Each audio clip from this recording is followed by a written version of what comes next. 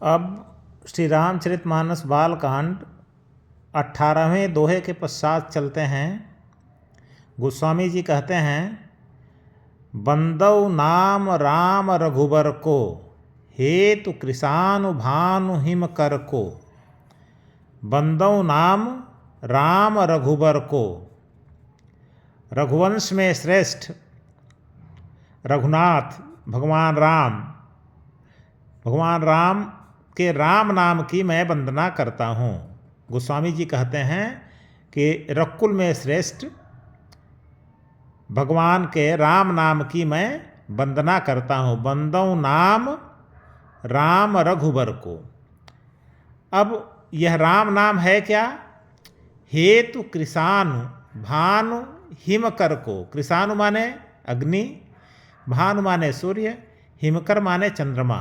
यह राम नाम अग्नि, सूर्य और चंद्रमा का हेतु है। हेतु का मतलब राम में है र आ म, तो कृषानु में र है, भानु में आ है, हिमकर में म है। तो कृषानु भानु और हिमकर तीनों का कारण है, मतलब हेतु रूप है राम। और राम नाम कैसा है? विधि हरिहरमय। राम नाम विधि माने ब्रह्मा, हरि माने विष्णु, हर माने भगवान शिव। तो ब्रह्मा विष्णु और महेश से मय है, मतलब राम नाम के अंदर ही ब्रह्मा भी हैं, विष्णु भी हैं और महेश भी हैं। वेद प्राण सो। यह राम नाम वेदों का प्राण है।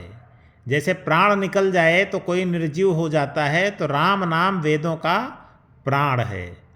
और राम नाम कैसा है?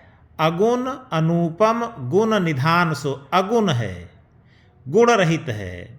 अनुपम उपमा रहित है। गुण निधान सो, और गुणों का धाम है, तो दोनों है। निर्गुण भी है, गुण रहित भी है और सगुण। तो राम नाम निर्गुण भी है, सगुण भी है, अनुपम है, उपमा रहित है। अब इस राम नाम की महिमा क्या है? तो गोस्वामी जी कहते हैं, यह राम नाम एक महामंत्र है, अपने आप में ही महामंत्र है। महामंत्र जोई जपत महेशु। यह ऐसा महामंत्र है जिसको महेश मतलब भगवान शिव जपा करते हैं। कहाँ जपा करते हैं? काशी में, बनारस में जपा करते हैं। तो काशी मुकुति हेतु उपदेशु। काशी में भगवान शिव कहते हैं कि काशी में राम नाम का जो जप करेगा उसको मुक्ति प्राप्त हो जाएगी, वहाँ मुक्ति होती है राम नाम के जपने से, ऐसा भगवान शिव कहते हैं। महिमा जासु जान गण राऊ। गण राऊ मतलब गणेश जी, जिसकी महिमा गणेश जी जानकर प्रथम पूजियत नाम प्रभाऊ। समस्त देवताओं में सबसे पहले पूजित होते हैं, सबसे पहले गणेश जी की पूजा होती है। आगे कहते हैं गोस्वामी जी, इस राम नाम की महिमा से और क्या हुआ? जान आदि कवि नाम प्रतापु। इस नाम के प्रताप को जानकर आदि कप मतलब महर्षि वाल्मीकि क्या हो गए? भयो शुद्ध हो गए, पवित्र हो गए। करि उल्टा जापू मतलब राम का उल्टा मरा कहते हुए अंत में उनको राम राम का बोध हो गया और वह शुद्ध हो गए इस राम नाम से। और कैसा है राम नाम? सहस नाम सम सुन शिववाणी।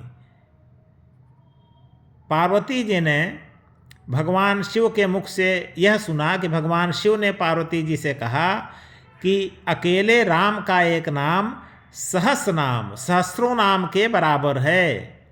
ऐसा पार्वती जी ने शिव जी से सुना। जप जेई पिय संग भवानी।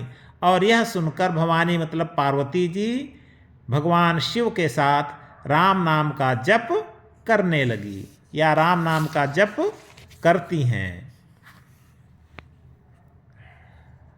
हर्षे हेतु हेरि हय ही को।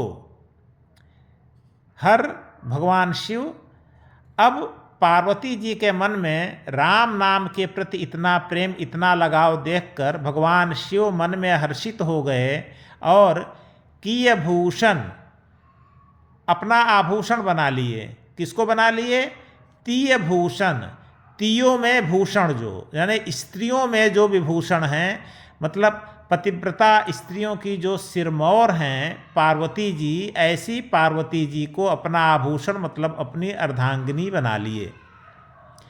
नाम प्रभाव जान शिव नीको, इस राम के नाम के प्रभाव को, नीको मतलब बहुत अच्छी तरह से भगवान शिव ने जाना और इसी राम नाम के प्रभाव से कालकूट फलु दीन अमी को, जब समुद्र मंथन के बाद कालकूट नामक विष निकला और कालकूट नामक विष को जब ग्रहण कर लिए कंठ में अपने, तो वो एक प्रकार से अमृत का फल दे दिया। मतलब कालकूट विष का भगवान शिव पर इस राम नाम के प्रभाव के कारण कोई असर नहीं हुआ।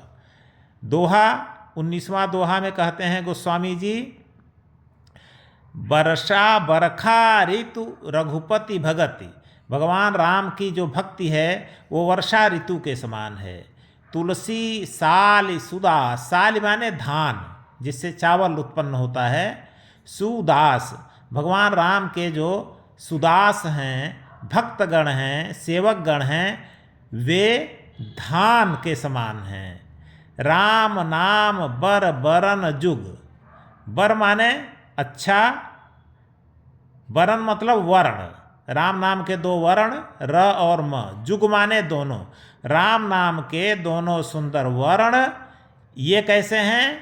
गोस्वामी जी कहते हैं सावन और भादों महीनों के समान हैं। तो राम नाम के दो वर्ण र और म सावन भादों महीनों के समान हैं और भगवान राम की भक्ति वर्षा ऋतु के समान है और इनके भक्त धान के समान हैं। तो जैसे बारिश होती है वर्षा ऋतु में, तो बारिश से जो धान होता है वह लहलहा उठता है, मनोरम लगने लगता है, सब देखकर प्रसन्न होने लगते हैं उसको। और उसी प्रकार से जहाँ पर राम का नाम लिया जाता है, उस वातावरण में, उस समाज में जो भक्त की वर्षा होती है, भक्त रूपी वर्षा होती है, भक्त रूपी जो जल गिरता है, उसके कारण भक्तों का मन प्रसन्न हो जाता है। भक्तों के मन के अंदर की जो भी माया मोह होता है समाप्त हो जाता है और वे एकदम धान की तरह लहलहा उठते हैं। यह इसका तात्पर्य है। तो आज 19वें दोहे पर इस वीडियो को समाप्त करते हैं।